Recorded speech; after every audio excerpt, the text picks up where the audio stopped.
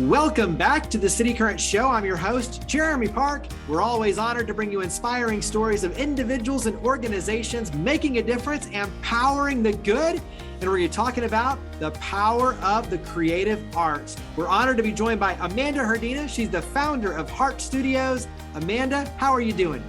So good. So good. Thank you so much for having me. Absolutely. And so let's start with a little bit of the backstory on this. So give us some of your personal background and what led you to launch heART Studios. Yeah, so heART Studios is full of creative individuals. It is a community that comes together to share the creative arts. How that started was way back when I was that big, singing on coffee tables and making up dances in my living room for my parents, and moved to the big city of Los Angeles. And there I was introduced to an organization called Planet Hope. And we work specifically with women and children that were living in safe houses and shelters. And from there, we were able to extend programming into different creative realms that the kids were introduced to basically different means of expression. So we hosted a summer camp where they were able to draw or make bracelets or sing or dance or whatnot. And that was almost 17, 18 years ago when the seed was planted in my little young heart of 19 years old. I just aged myself there.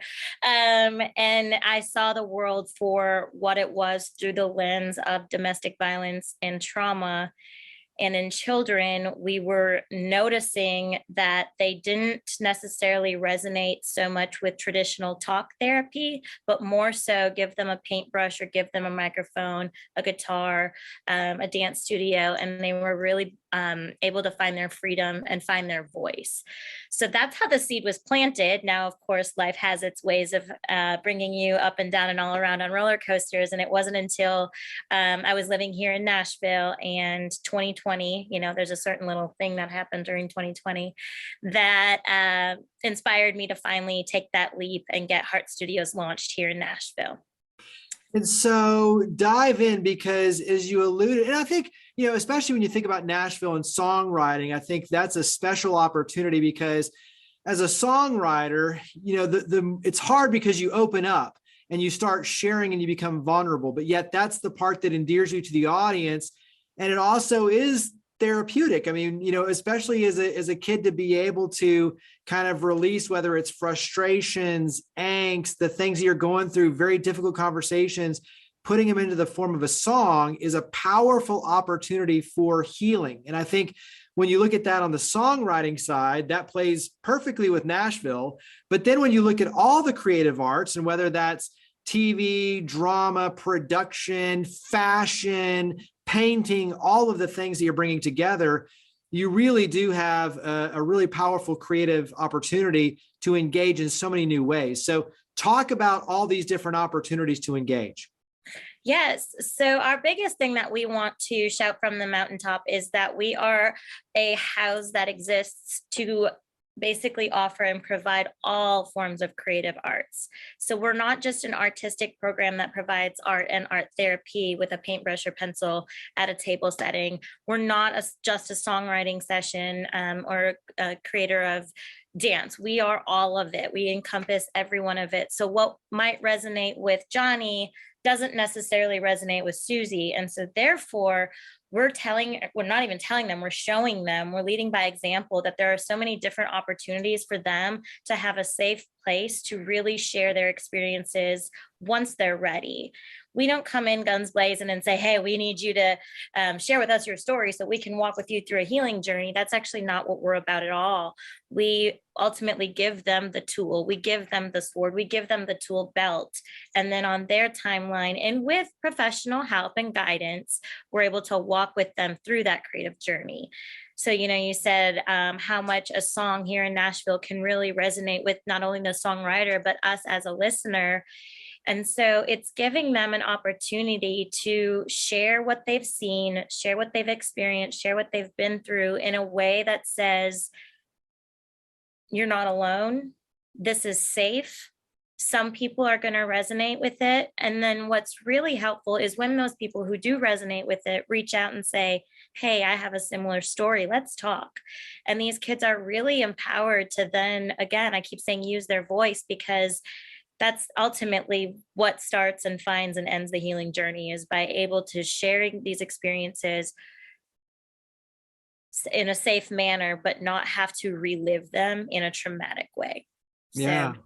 that's what we're all about. We just want to be able to give them the tool belt to come into session, into programming, but then take it home with them too, because it's not really that beneficial if we're only giving them an hour or two a day and saying, okay, bye, good luck. We want to be able to build them up and empower them with a skill set that they can take home and maybe even eventually take into the professional industries. Go back to the community approach, because I like when you're talking about not just for them individually, but being able to have a support network with each other. I think that's a piece of this, is finding the common ground, but the convening space, that aspect of it. So talk about that community building, relationship building approach as well. Yeah. So our big approach to that is basically saying you are an individual. We want you to exist as one, but also there are people around you that are going to not only support you, but they're going to lift you up, push you, and really walk with you through this, what's going to be a hard and tough journey to find that healing. So we work with different artists here in Nashville that want to come in and lead through examples. So they'll mentor kids in songwriting, or teaching them an instrument, teaching them a dance sequence, whatever it is. They come in once or twice a week or monthly and work with the kids. Eventually, we want to be a space, and I want to say this, that this is what we're, this is our mission, is to be a space where the children, the youth are able to come to us, and we have people in-house that are there every day for them. And so, like I said, Johnny might resonate with songwriting, but Susie might resonate with dance. So ultimately, we can say, hey, you guys have individual stories, but through their creative arts, we can share one giant story to say, this is us, this is how we want to succeed and move on in life. And maybe Johnny writes that song that Susie dances to someday. That's kind of our goal. Yeah. And I think all of that, you speak it into existence, right? And next thing you know, it's like you're building these amazing building blocks that lead you in all these new directions, where you are putting on, all sorts of collaborative big showcases and things where they're all working together and shining, but leaning on each other in a big way. Talk about, on your end, some of the feedback and things that you're starting to see, both from those who are the adults lending their time and that creative energy, but also most importantly from the youth. Yes. So it actually started when we launched. We started creating a little bit of a buzz, a little bit of a whisper that said, hey, we're going to launch. We're kind of scared, but please let us know what you think. And people, my close family and friends, of course, they were like, you're crazy. What are you launching a nonprofit in the pandemic for? And I'm like, y'all know me. If I don't do it now, I'll probably not find the time. I do air quotes around find the time to do it. And then when we launched, so many people came out of the woodwork that just said, where was this? Where was this when, one, I was going through what I went through as a child? My dad was an abuser. I didn't have an outlet. So then I became a rebel, was arrested, and the generational cycle of abuse continued. Where was this when I was adopting through the foster system and my kids had 3 years of burdens that they had to work through and I didn't know how to help, but could they have played the guitar just to let it out? Yeah. Where was this during the pandemic when our kids were being forced out of schools and all they had was a computer to do their math homework on, but then they didn't have anything else? Where was this when my 7th grader was depressed and didn't know her way out and she thought there was only one way out? So, I get goosebumps when I say that kind of stuff, because not only that, then I started along the journey of talking with artists themselves about, hey, we want to share your stories. We did a Stories of the Heart tour with different artists.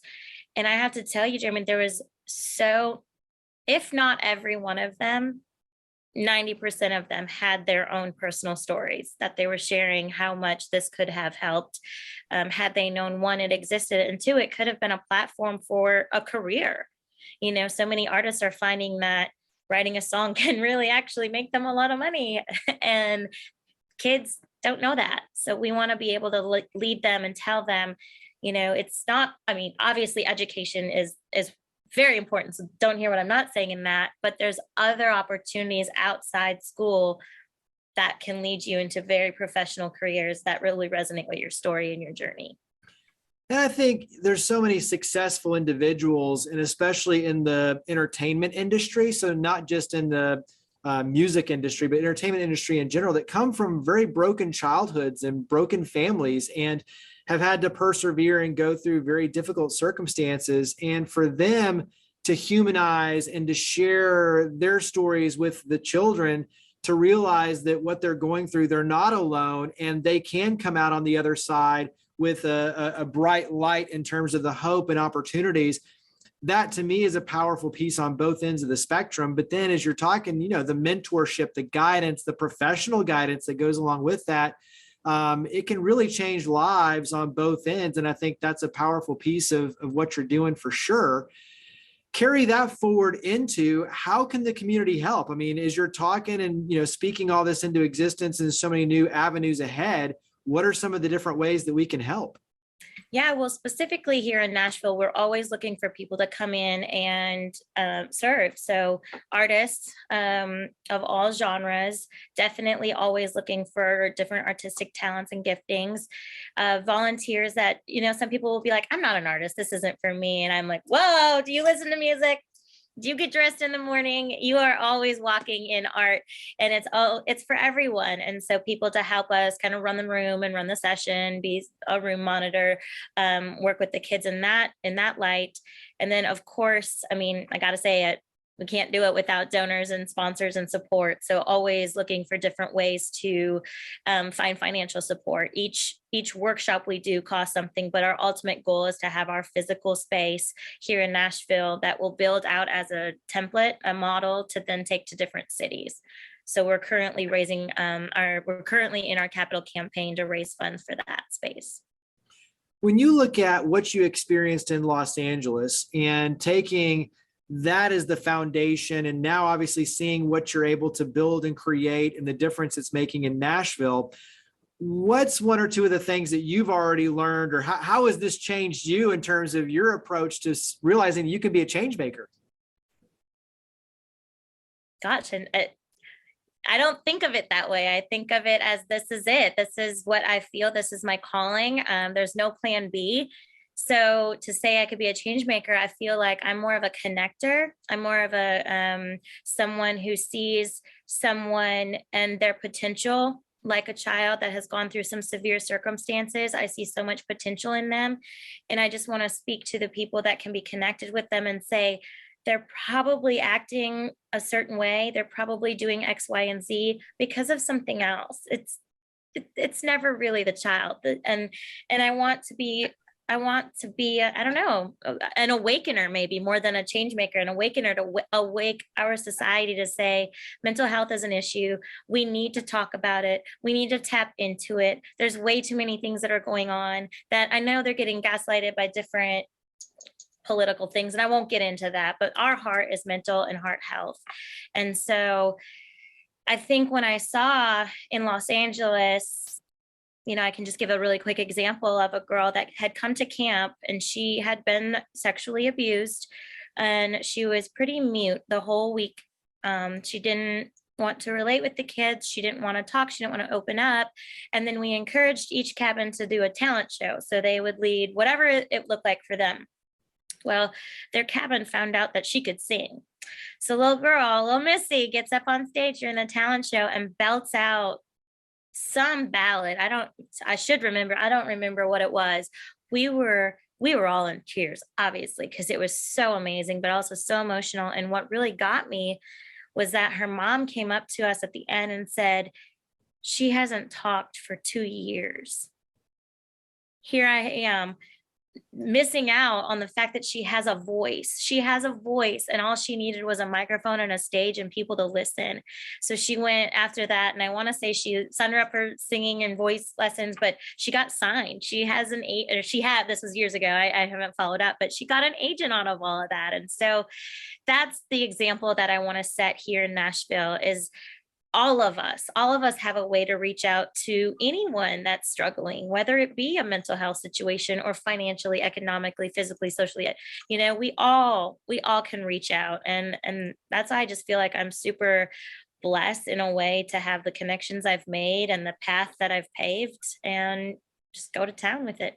Yeah, absolutely. Well, and I love the illustration of being an awakener, be a connector, but be an awakener. And I think too, to your point before, when you look at the confluence of, you've got the music industry, but you also have entertainment, you have, everything from fashion and the TV, radio, film, like you've got all these different areas, even flowers, and like you can do so many things around the creative art space. And obviously with art itself, drawing and painting and all those kind of things, my point is there's plenty of ways that the public can plug in and help and support your efforts to really be able to make a difference. So wrap up with website, social media. Where do we go to learn more and start getting involved?